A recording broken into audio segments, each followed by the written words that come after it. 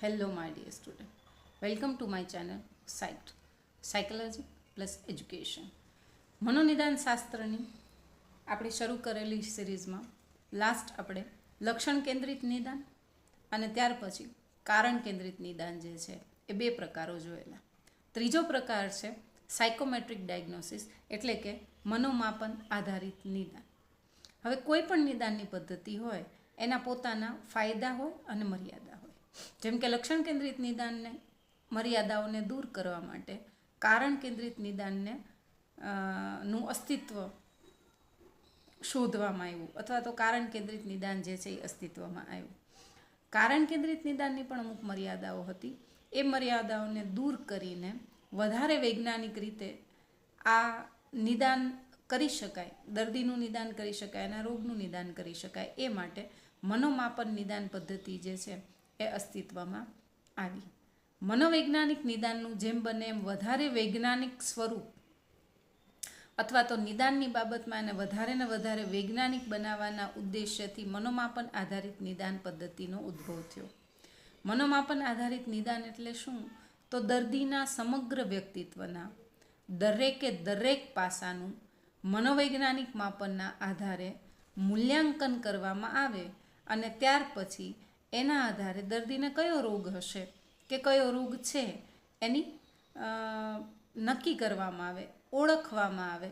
તો આ પદ્ધતિ જે છે એને મનોમાપન આધારિત નિદાન પદ્ધતિ કહેવામાં આવે છે, જેમાં સૌથી વધારે ભાર મૂકવામાં આવે છે વ્યક્તિત્વના માપન ઉપર.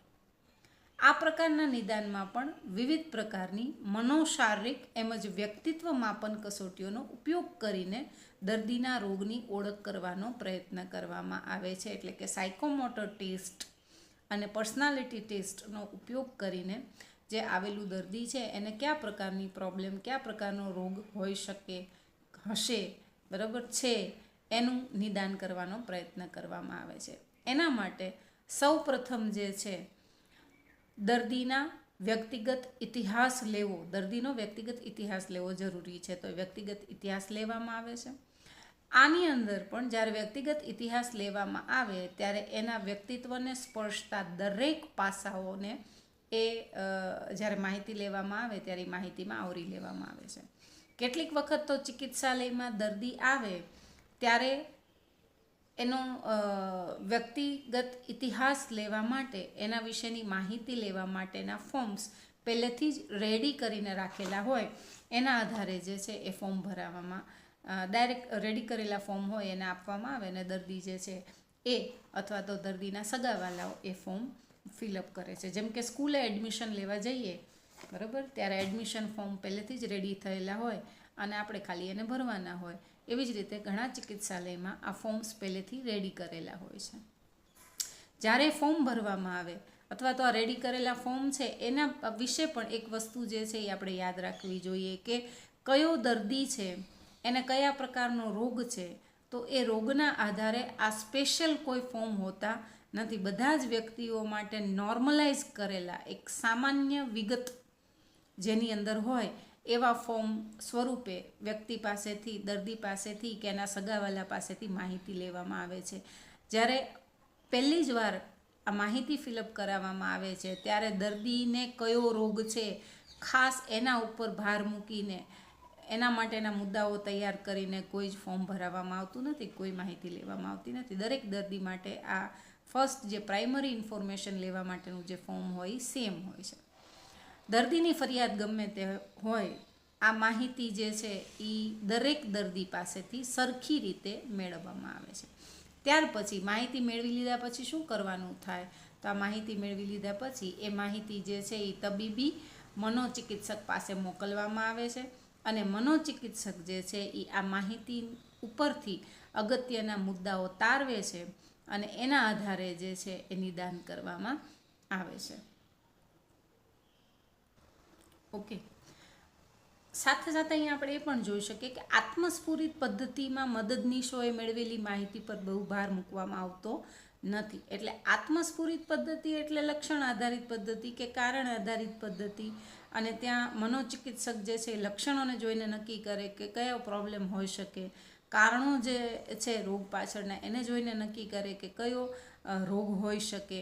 તો એ જે પદ્ધતિઓ છે એમાં જે મદદનીશો જે છે એમે મેળવેલી માહિતી ઉપર બહુ ભાર મૂકતા નથી. કેટલીક વખત તો તબીબી મનોચિકિત્સક એકલો જ પોતે જ દર્દીની મુખ્ય ફરિયાદ સાંભળે છે અને એના આધારે નિદાન કરી નાખે છે. અહીંયા કોઈ એવી વ્યક્તિ સ્પેશિયલ નથી હોતી કે જે એમની પાસેથી માહિતી ભરાવે પહેલાં અને પછી એ માહિતી તબીબ પાસે લઈ જાય અને એ એનું અસેસમેન્ટ કરે. બરાબર, એવું કોઈ પ્રોસિજર આત્મસ્ફુરિત પદ્ધતિમાં હોતી નથી. એનાથી વિરુદ્ધ જોઈએ તો મનોમાપન ચિકિત્સક પદ્ધતિમાં ચિકિત્સકના મદદનીશો હોય છે. એ પ્રાઇમરી ડિટેલ્સ જે છે દર્દીની એ ભરી લે છે, એ મેળવી લે છે અને પછી દર્દી જે છે એની એ માહિતી તબીબ પાસે જાય છે, તબીબી મનોચિકિત્સક પાસે જાય છે અને એ એનું એનાલિસિસ કરે છે અને એના આધારે કયું નિદાન કે કયો રોગ હોઈ શકે એ નક્કી કરે છે. કેટલીક વખત તો દર્દી અને ચિકિત્સા મનોવૈજ્ઞાનિક કે તબીબી ચિકિત્સકને પરસ્પર મળ્યા વિના પણ રોગનું નિદાન કરી શકાય છે. એથી આ નિદાનને પણ મહત્ત્વનું ગણવામાં આવે છે. હવે મનોમાપન પદ્ધતિ આધારિત જે નિદાન કરવામાં આવે એમાં ચિકિત્સક કાર્યકર જે માહિતી ચિકિત્સક સામાજિક કાર્યકર જે પ્રાઇમરી માહિતી મેળવે છે જે દર્દી પાસેથી કે એના સગા સંબંધીઓ પાસેથી, તો એ માહિતીના આધારે જે છે એ તબીબીને કોઈ ચિકિત્સકને સાયકોલોજિસ્ટને કોઈ ફિઝિયોલોજિસ્ટની પાસે જઈને એને મળવું પડતું નથી.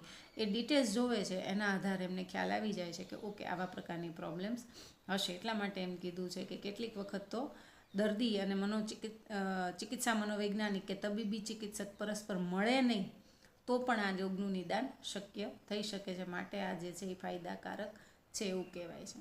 ઓકે, અહીંયા મનોનિદાન પદ્ધતિ પૂરી થાય છે. હવે મનોનિદાન પદ્ધતિના ફાયદા છે. કોઈ પણ પદ્ધતિ હોય તો એના ફાયદા હોય અને એના ગેરફાયદાઓ પણ હોય. બરાબર છે, મર્યાદાઓ પણ હોય. મનોમાપન પદ્ધતિનો સૌથી મોટો ફાયદો એ છે કે દર્દીની સંપૂર્ણ માહિતી એકઠી થતી હોવાથી પ્રાઇમરી જ ડિટેલ જે છે એ ચિકિત્સક સામાજિક કાર્યકર ભરાવી લેતો હોવાથી એક જ વારમાં, એક જ વખતમાં ફર્સ્ટ સિટિંગની અંદર બધી જ માહિતી એકત્રિત થઈ જાય છે.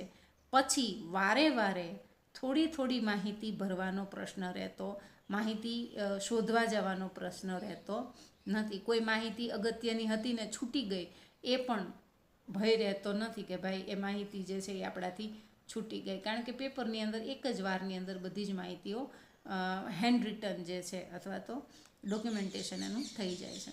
બીજો શું ફાયદો છે તો દર્દીના મુખ્ય રોગના નિદાનની સાથે સાથે વ્યક્તિત્વના અન્ય પાસાનો પણ ખ્યાલ આવી જાય છે અને મનોપચારની દ્રષ્ટિએ દર્દીની કઈ પદ્ધતિ દ્વારા જો તમે સારવાર કરશો તો એ વધારે એને મદદરૂપ થઈ શકે, ચોકસાઈપૂર્વક એ વસ્તુ થઈ શકે, એ તમે એ માહિતીના આધારે નક્કી કરી શકો છો. સંશોધનના ક્ષેત્રે પણ ખૂબ મહત્ત્વની છે મનોમાપન પદ્ધતિ, કેમ કે વ્યક્તિત્વના વિવિધ પાસાઓ અને પાસાઓ સાથે સમાયોજન છે એનો કેવો સહસંબંધ છે, બરાબર, એ તમે જાણી શકો છો. તો આ સંશોધનની દ્રષ્ટિએ સંશોધક પણ આ માહિતીના આધારે જે છે એ રિસર્ચ કન્ડક્ટ કરી શકે છે.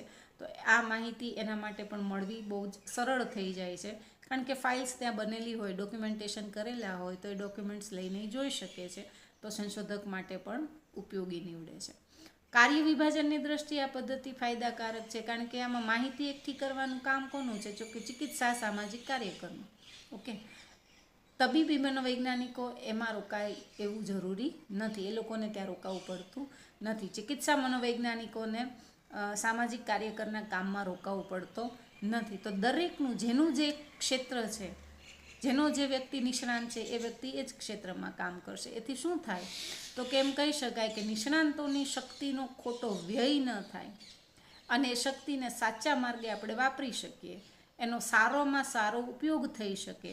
તો એ બધા ફાયદા જે છે એ આ પદ્ધતિ દ્વારા આપણને મળે છે કે જેનું જે કામ છે એને એ જ કામ કરવાનું છે, બીજાના કામમાં એ લોકોને રોકાવું પડતું નથી. ટૂંકમાં એમ કહી શકાય કે મનોમાપન નિદાનાત્મક પદ્ધતિને પરિણામે ચિકિત્સા મનોવિજ્ઞાનની અંદર એક નવા પ્રકારનો જે જુવાળ કે નવા પ્રકારનો જે છે એને આ પદ્ધતિના આધારે નિદાનને વેગ મળ્યો છે.